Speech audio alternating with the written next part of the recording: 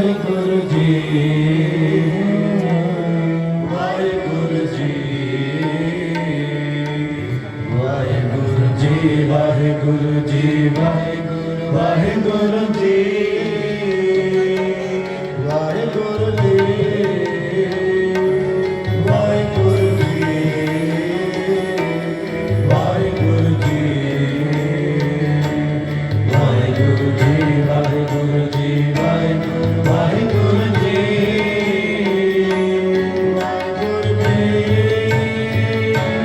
ਵਾਹਿਗੁਰੂ ਜੀ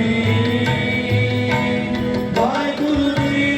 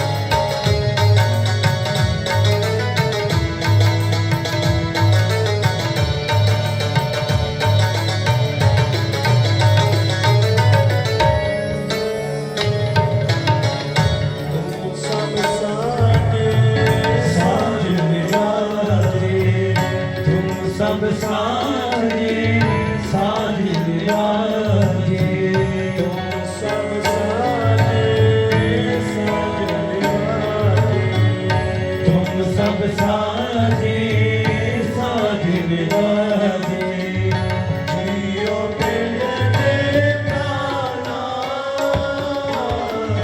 जियो पिंड दे प्राणा जियो पिंड दे प्राणा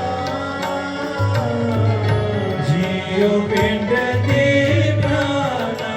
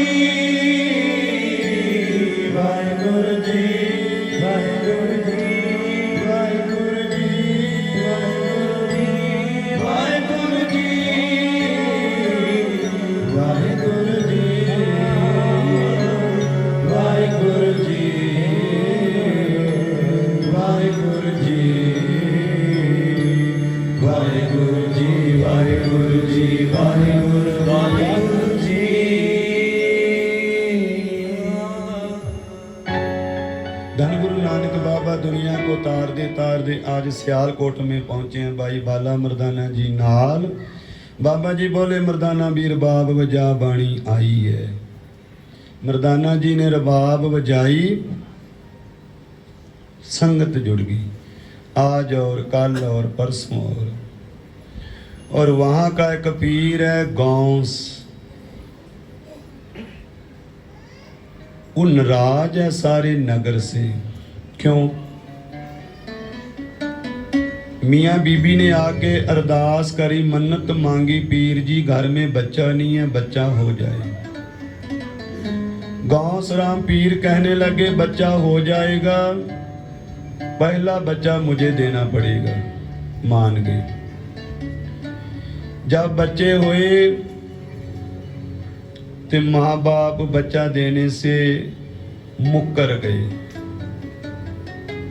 फकीर थे गौस, क्रोध आया, कहने लगा पूरा सियालकोट गर्क कर देना है, खत्म कर देना, जहां पे सब झूठे मक्कार अकृत घन लोग रहते हैं। जब लोगों को पता लगा हाहाकार मची है, पीर करनी वाला है, कर देगा, फिर उनकी पुकार सुन के बाबा जी सियालकोट में पहुंचते हैं। पीर से गोष्ठ होती है, मुलाकात होती है। पीर कहने लगा बाबा जी सब गुनाहगार हैं। बाबा जी बोले नहीं, एक की गलती की सजा सबको नहीं मिल सकती। सतयुग का धर्म था, एक गलती करता सबको सजा। फिर त्रेता आया, त्रेते में एक गलती करे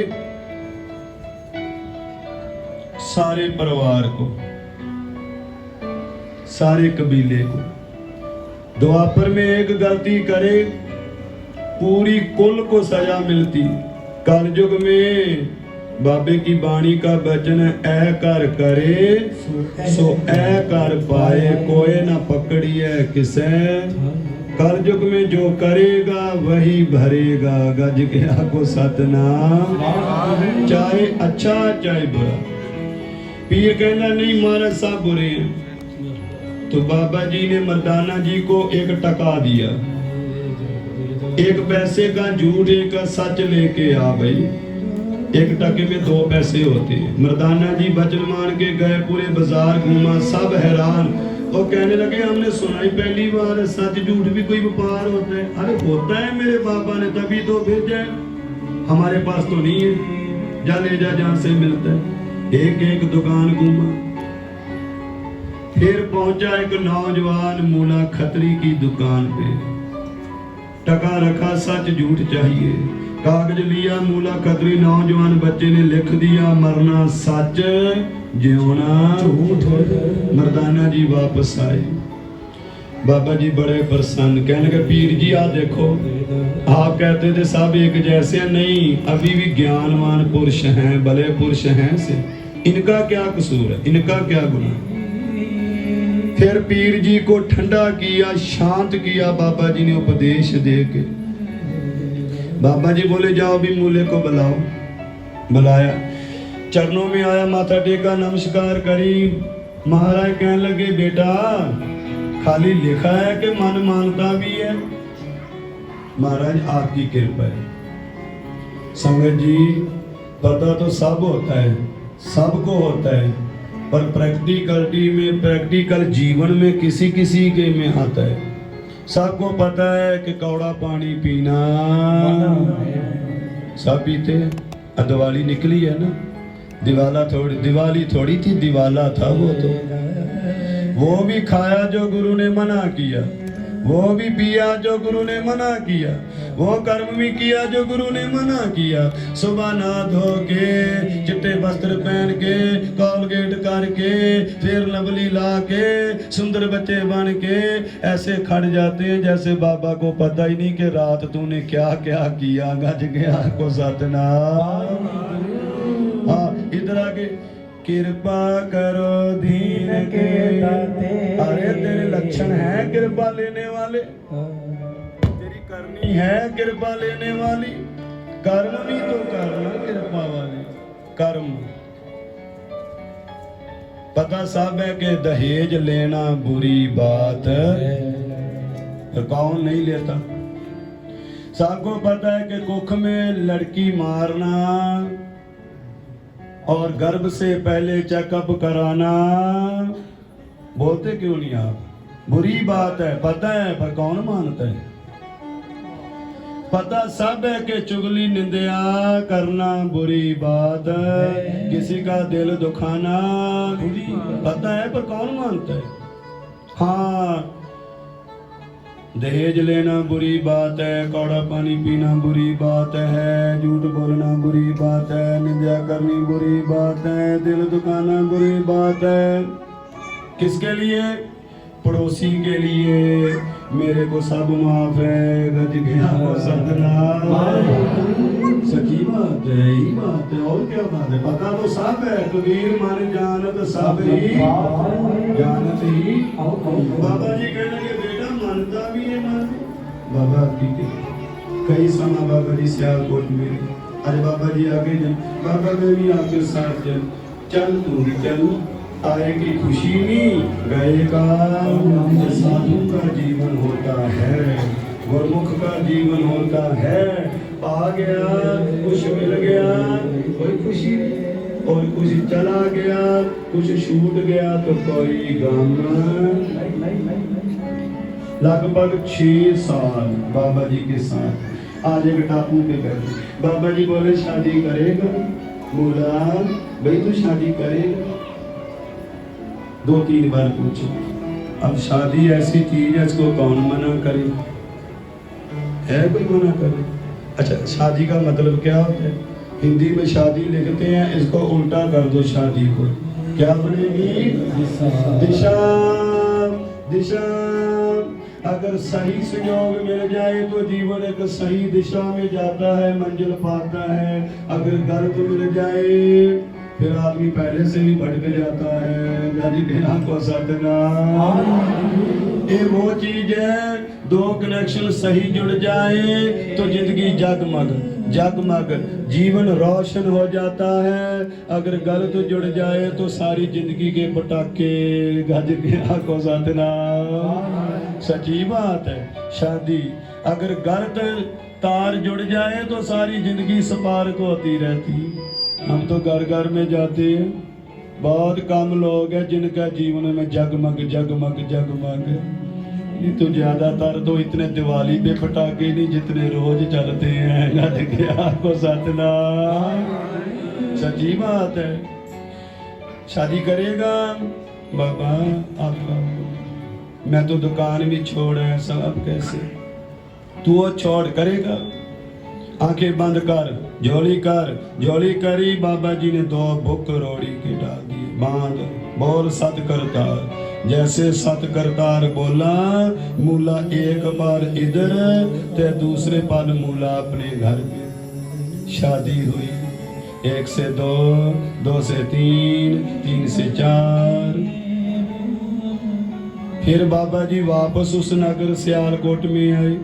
मर्दाना जी को बोले भाई जा भी हमारा जहाँ पे संगी रहता है मूला बुला। मर्दाना जी गए। मूले की घरवाली ने देख लिया, इतिहास लम्हा में थोड़े मिनट में समाप्ति। मूले को कहने लगी पति देव अब अंदर चले जाओ। क्या हुआ है? होना क्या है? वही आ गए साधु जो पहले भी आपको ले गए थे, ये दोबारा लेने आ गए। अब तो नहीं मैं आपको जाने दूंगी। अंदर छिपा दिया, दरवाजा बंद किया। मर्दाना जी आए। भाई मूला बाबा जी बुला रहे हैं। घर वाली कहने लगी जी वो घर में नहीं है, दूर गए हैं। मर्दाना जी वापस।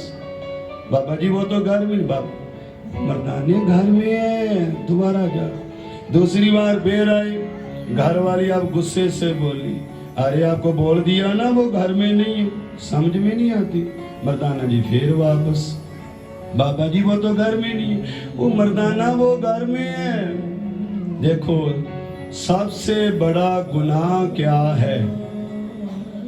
इस बात को मानना कि खुदा मंदिर मस्जिद गुरुद्वारे में है। गज गया को सतनाम। जिंदगी में सबसे बड़ा गुनाह बंदे का क्या है? इस बात को मानना कि खुदा मंदिर मस्जिद गुरुद्वारे में है। क्यों? गुरुद्वारे सिर ढक के आना, गुरुद्वारे कोई गलती नहीं करनी, ते बाहर सब कुछ करो। गज गया को सतनाम। अरे भाई वो बाहर भी है, वो तो तेरे सदा अंग संगे अभंगंग ओते अग्गों देखे पिछो देखे तुझ दे कहाँ छुपावे। अगर इस बात को बंदा मान ले कि वो मुझे हर जगह पे देख रहा है, सुन रहा है, तो ये धरती स्वर्ग बन जाए, सारा पाप ही खत्म हो जाए। कोई नाम जपने की जरूरत नहीं, कोई सत्संगत, किसी ज्ञान की जरूरत नहीं, किसी दान पुण्य की जरूरत नहीं। अगर मन जे मान ले कि वाहे गुरु हर जगह पे है और हर जगह पे मुझे देख, बस। अब तीसरी बार फिर भेजा, तुम घर वाली फिर वही जवाब वापस मर्दाना जी, बाबा जी वो तो घर में नहीं है। बाबा जी बोले चल छोड़, अगर नहीं तो फिर नहीं से, दूर है तो फिर दूर से। साधु बोले सहज सुभाए, साधु का बोले काला नाग निकला, डसा मूला खत्म। घरवाली ने देखा वो पछताए, रोए ते चिल्लाए, पर सियाने कहते अब पछताए क्या जब चिड़िया चुग गई। बाद में पछतावे का क्या मतलब है? पहले अगले का दिल दिखा दो, बाद में बोलो सॉरी। सॉरी से थोड़ी बात बनती है। पहले किसी का नुकसान कर दो, बाद सॉरी। ये अंग्रेजों ने बहुत अच्छा शब्द बना दिया है। पहले अगले के कान पे दो जड़ दो, अगले का कसूर भी नहीं तो फिर कह दो सॉरी, आई एम सॉरी। कहेगा सॉरी? ना ना ना, वो नहीं सॉरी, सॉरी कोई नहीं होता। कहते हैं लेके आए बाबा बख्शो, बाबा बख्शो मिनट 5 है, बाबा बख्शो मिनट 5 है, 5 में पढ़ देना है अपना एक शब्द और ते फिर समाप्ति। संजय वीर जी कह रहे थे कि बाबा जी 2 शब्द आपने सुनाने हैं, एक हो गया तो एक अभी आने वाला है। हम आपकी सेवा में हाजिर हैं साईं, जैसा आप बोलोगे हम तो आपके सेवादार हैं। गज गिरा को सतनाम। अरे भाई ये भी बात है, जो कदरदान होते हैं, जो खुद इतना प्यारा कीर्तन करते हैं ना, जहाँ चुम्बक होती है वहाँ लोहे को ही खींचती है, चुम्बक होगी तो लोहे को खींचेगी। खुद सूरज भैया बैठे हैं, मनीष भाई साहब बैठे हैं, सारे छोटे छोटे बच्चे भी के आज सारा दिन कभी बाजा लेके आ जाते, बाबा जी यहाँ विनोद भैया का बच्चा बैठा है, आज ढोलकी लेके बैठा रखा, 2-3 घंटे इसने प्रैक्टिस करी आज। तो ये बच्चों को शौक है, बच्चों को चाह है कि हम भी साज बजाएं, हम भी कीर्तन करें, हम भी गुरु की खुशी प्राप्त करें।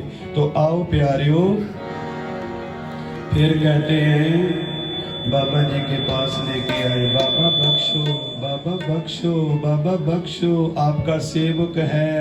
बाबा जी बोले हमारा था इसीलिए तो 3 बार बुलाया था।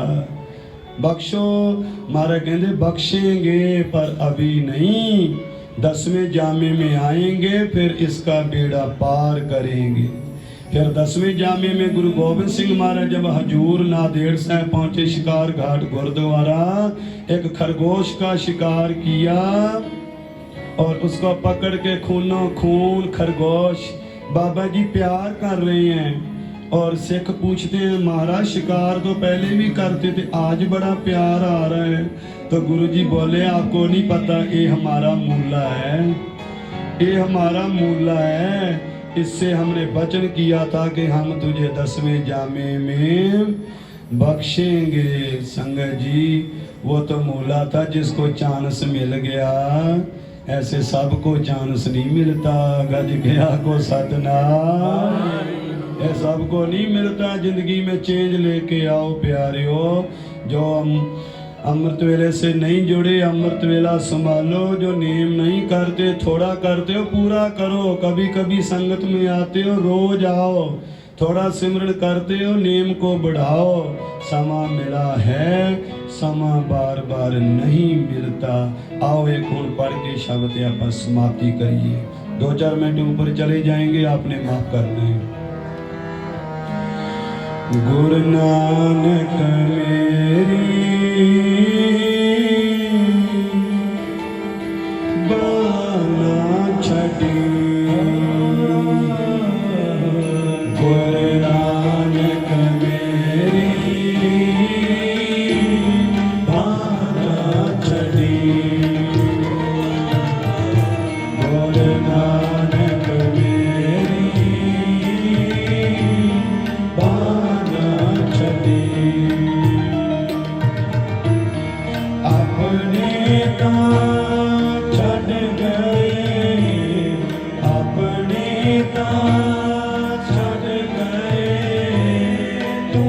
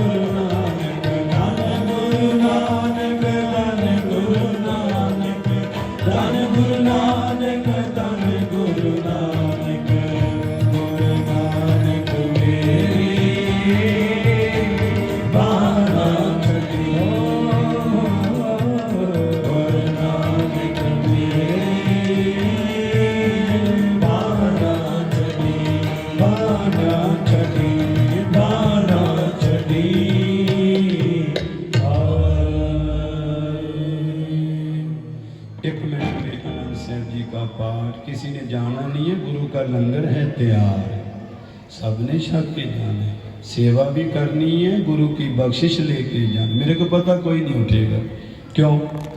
क्योंकि आप सबके सर पे गुरु नानक बाबा के दोनों हाथ हैं। उठोगे कैसे? गज के आको सतनाम।